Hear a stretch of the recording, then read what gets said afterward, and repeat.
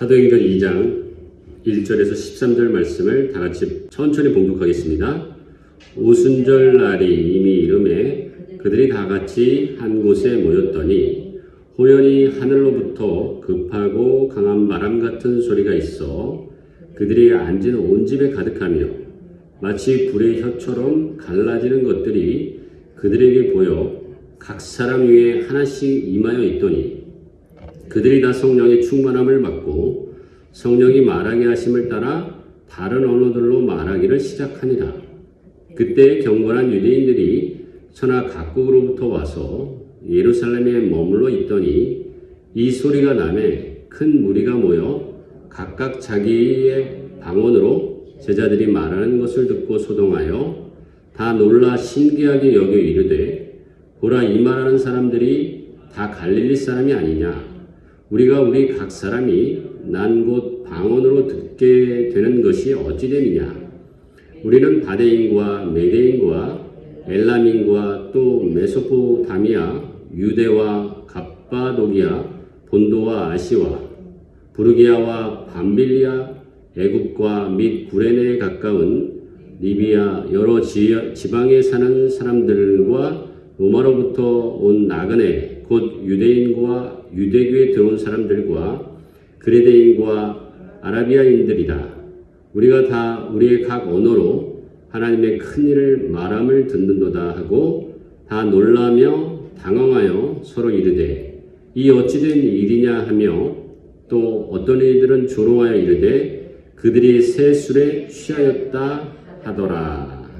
아멘. 할렐루야. 예수님께서 이제 승천하시기 전에 성령 침례를 받을 것이다 라는 이제 약속대로 특별히 오순절, 어떤 유대인들의 명절 중에 큰 명절, 3대 명절 중에 하나인 오순절에 성령이 강하게 이제 임한 사건인데 예수님의 말씀이 어떻게 보면 예언대로 이루어진 것을 알 수 있죠. 그 말씀에 성령이 임했던 그 사건, 예수님이 승천하시면서 약속한 성령이 임한 사건을 통해서 우리가 함께 어떤 의미가 있는지 은혜를 나누고 특별히 또 오순절에 임한 사건에 대해서 또 오순절 날 임한 것은 또 어떤 의미가 있는지도 한번 좀 살펴보도록 하겠습니다. 보혜사, 나와 똑같은 보혜사 성령을 이제 보내주겠다라고 이제 말씀을 하시면서 내가 이제 떠나가야 그 보혜사 성령이 오신다라고 이제 말씀하신 대로 예수님께서 십자가에서 죽고 이제 부활하시면서 예수님께서 제자들에게 이제 성령 침례를 약속하시고 이제 또 당부하셨습니다. 자, 사도행전 2장은 이제 오순절 성령 상임 강림 사건을 그야말로 오늘 본문 읽은 대로 아주 생생하게 보여주고 있죠. 생생함을 좀 느끼셨나요? 막 불이 혀처럼 갈라진다. 이게 뭐 어떤 표현인지 참 리얼한 표현입니다. 그렇죠? 뭐 불이 난 것처럼. 근데 어디에 불이 난 거예요? 혀에. 참 굉장한 표현 아닙니까? 지난 시간 설교 내용을 간단히 언급하면 처음부터 예수님께서 약속하신 성령을 받았던 거 아니라고 그랬죠? 기도했을 때 어떤 일들이 있었어요? 베드로가 갑자기 일어나면서 12명에서 가룟 유다가 이제 죽음을 당해서 부족한 한 명의 사도를 더 채워서 예수님의 이제 증인으로서 우리가 뽑자라는 하나님의 영감을 좀 받아서 기도했을 때 이제 12명의 제자가 채워지는 그런 일들이 있었었죠. 그것이 무조건 우리의 뜻대로 이루어진 것만이 아니라 하나님의 뜻 가운데서 우리가 기도할 때 이루어진다는 것을 우리가 보았고 다시 포기하지 않고 또 성령 받기 위해서 계속 기도했어요. 그렇죠? 사도행전 2장 1절에 오순절 날이 이름에 그들이 다 같이 한 곳에서 모였어요. 다시 포기하지 않고 기도했을 때 드디어 성령이 임하는 오순절 강림 사건을 이제 보여주고 있습니다. 그랬을 때 어떻습니까? 성령의 역사들이 불의 혀에 임하면서 갈라지는 것들을 낱낱이 볼 수 있었는데 그 현상을 120명의 제자들만 본 게 아니라 누가 봤을까요? 본 사람이 있어요. 한번 살펴볼게요. 자, 2장 5절입니다. 2장 5절. 같이 한번 읽겠습니다. 그때 경건한 유대인들이 서나 각국으로부터 와서 예루살렘에 머물러 있더니 이 소리가 나매 큰 무리가 모여 각각 자기의 방언으로 제자들이 말하는 것을 듣고 소동하여 다 놀라 신기하게 여겨 이르되 보라 이 말하는 사람들이 다 갈릴리 사람이 아니냐 우리가 우리 각 사람이 난 곳 방언으로 듣게 되는 것이 어찌 됨이냐 우리는 그러면서 9절부터는 이제 그 지역에 온 유대인들이 그 지역에서 온 유대인들이 어느 지역에서 왔는지 설명하고 있어요. 그렇죠? 근데 이 유대인들이 왜 오순절날 예루살렘에 왔을까요? 이스라엘에게 3대 절기가 있었어요. 뭐 그 외에 또 여러 가지 절기들도 있지만 특별히 이제 6월절 다음 날 이제 무교절을 지내니까 6월절과 무교절은 이제 같은 절기라고 이제 보고 있어요. 그리고 두 번째 절기는 그 6월절 이후에 이제 보리는 이제 겨울에 씨를 부려서 봄이나 이제 여름에 이렇게 수확을 하게 되죠. 보리가 익어가는 그 시기라고 해서 이제 맥추절이다. 그러니까 6월절 이후에 50일 그러면 이제 대략으로는 7주로 보거든요. 7주의 그 기간 이후를 이제 77에 49에서 이제 50일로 보는데 그래서 이름도 오순, 순은 10을 가리키는 거예요. 그래서 이제 50의 의미가 있습니다. 그래서 보리가 익은 이제 시기라고 해서 맥추절이라고도 하고 오순절이라고도 하고 또 뭐 77절, 77에 49에서 49일 50일을 개념으로 해서 77절이라고도 합니다. 그래서 두 번째 절기 이제 77절. 그 다음에 또 그 이후에 이제 완전히 모든 곡식을 이제 추수하는 이제 시기가 되면 그때 이제 광야 시대 때 이스라엘 백성들이 장막을 지고 살았잖아요. 그때 애굽에서 탈출해서 광야 시절을 생각하면서 초막을 짓고 사는 그것을 기념하는 의미에서 또 초막절, 또 수장절, 장막절이라는 이런 말들을 씁니다. 아무튼 이 3대 절기가 있습니다. 이 3대 절기 때는 출애굽기, 뭐 레위기, 또 신명기가 많이 나와 있지만 하나님께서 예루살렘에 가서 절기를 지켜라. 그러니까 절기를 지키는 것은 제사를 드리고 또 이스라엘 백성들끼리 일주일간 또 잔치를 하는 그렇게 이제 지내는 방식입니다. 그래서 오순절날 각 지역에 흩어져 살았던 유대인들이 예루살렘으로 온 거예요.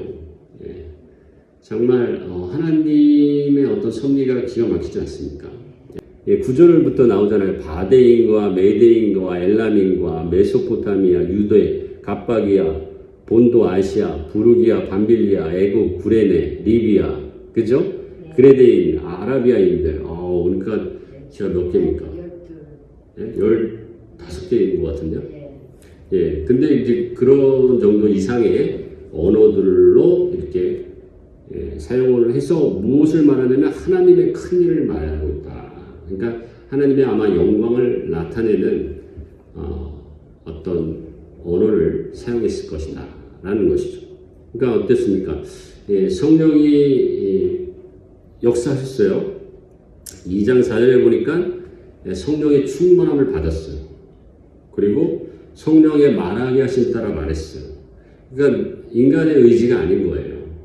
그러니까 성령이 임하면 어떻게 보면 내 의지로서 말하는 것이 아니라는 것을 분명히 알 수 있고 또 그 내용은 하나님의 영광을 나타내고 드러내는 그런 내용이다라는 것을 우리가 분명히 알 수 있습니다. 우리가 어떠한 모습이든 성령에 충만하면 또 우리가 알 수 없는 언어로 말하지 않아도 우리가 하나님을 높이고 하나님의 영광을 나타낸다는 것을 분명히 알 수 있는 것이고 또 우리의 삶도 어때요? 좀 더 넓게 포괄적으로 성령의 충만함을 입으면 내 의지로 사는 게 아니라 성령이 말하게 하신 따라 말하듯이 우리의 삶도 성령을 따라 행하게 될 줄 믿습니다.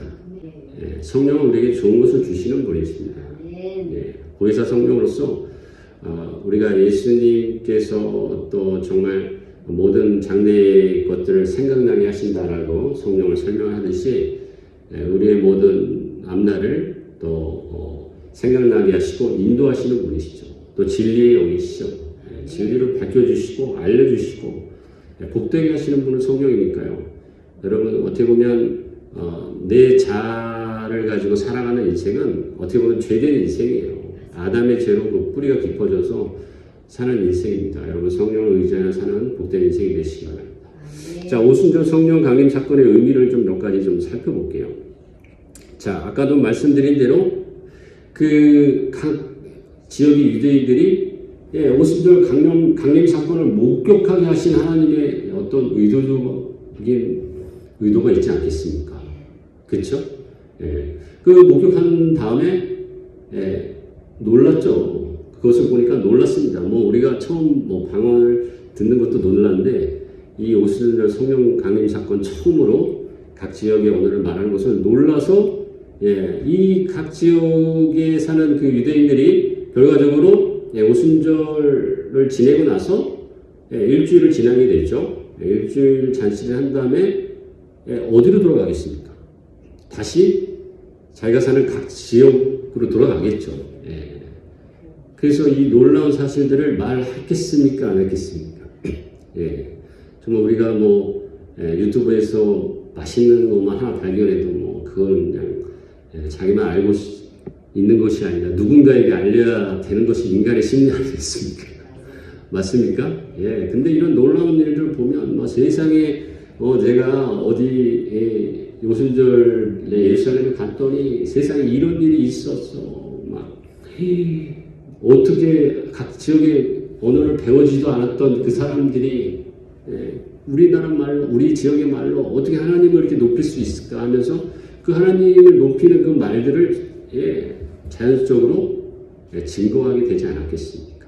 그것이 오순절 성령 강림 사건에 하나님의 큰 섭리가 있었다는 것을 알 수 있습니다. 저번 시간에는 사도행전 자체에서 어떻게 보면 12명의 사도들이나 또 그 밖에 또 성령 충만한 제자들, 또 집사들이 직접 예루살렘에서 활동한 부분뿐만 아니라 어디까지?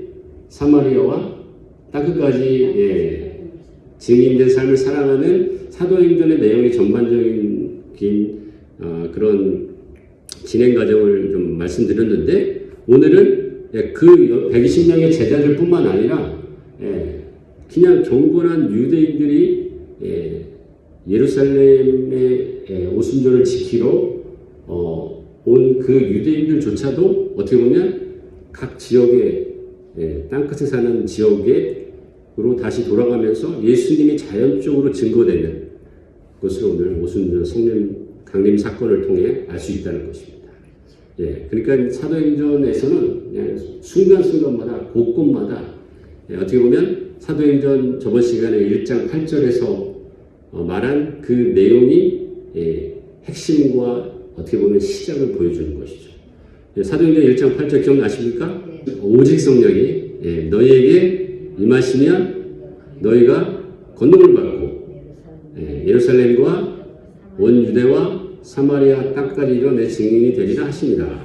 또 두 번째로는 읽지는 않았는데요. 그 사도행전 2장 14절 15절 한번 같이 읽겠습니다. 베드로가 11사도와 함께 서서 소리를 높여 이르되 유대인들과 예루살렘에 사는 모든 사람들아 이 일을 너희가 알게 할 것이니 내 말에 귀를 기울이라. 때가 제3신이 너희 생각과 같이 이 사람들이 취한 것이 아니라 16절까지 이는 곧 선지자 요엘을 통하여 말씀하신 것이 신이 일렀으되 하나님이 말씀하시기를 말세에 내가 내 영을 모든 육체에 부어주리니 너희 자녀들은 예언할 것이요 너희 젊은이들은 환상을 보고 너희 늙은이들은 꿈을 꾸리라. 우리 찬양에도 있지만 오순절 강림 사건의 성령의 침례를 받은 120명의 제자들 중에서 베드로가 담대하게 일어나서 놀라지 말라. 이것은 선지자 요엘로 하여금 하나님의 성령이 임하게 하는 사건이 이루어진 것이다 라고 말하는 것이에요. 그래서 오늘 이 베드로의 말을 통해서 알 수 있듯이 이 오순절 성령 강림 사건은 구약시대의 요엘 선지자를 통해서 성령의 임하심을 통해 이 말세에 하나님이 젊은이들, 노인들, 또 청년들 할 것 없이 하나님께서 예언하게 하고 또 어떻습니까? 꿈꾸게 하고 또 말하게 함을 통해 하나님께서 성령을 통해서 소망을 우리에게 주신다라는 것을 분명히 알 수 있습니다.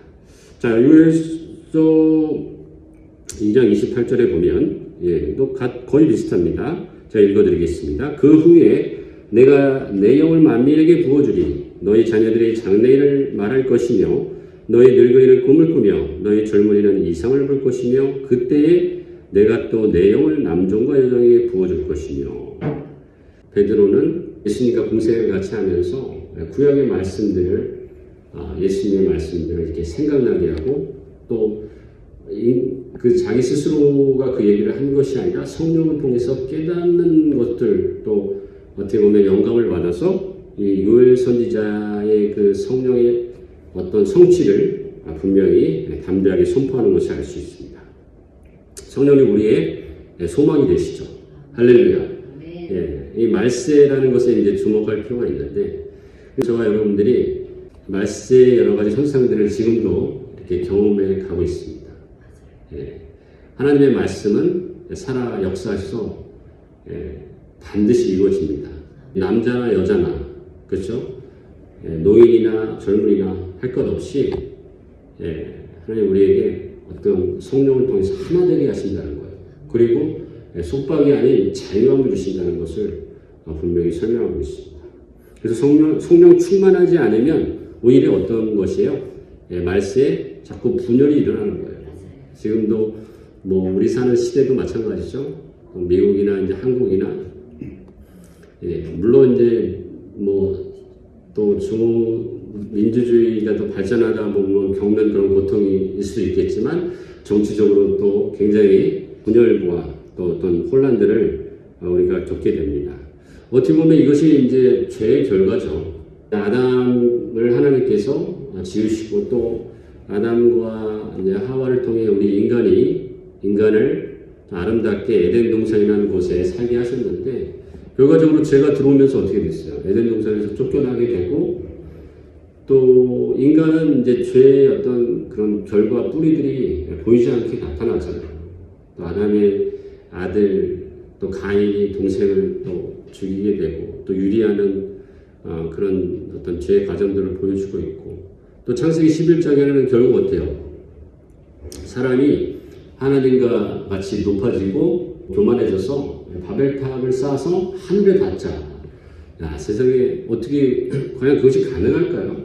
근데 그 창세기 11장에 보니까 뭐 쌓기는 굉장히 높이 쌓았을 때 쌓았던 것 같아요.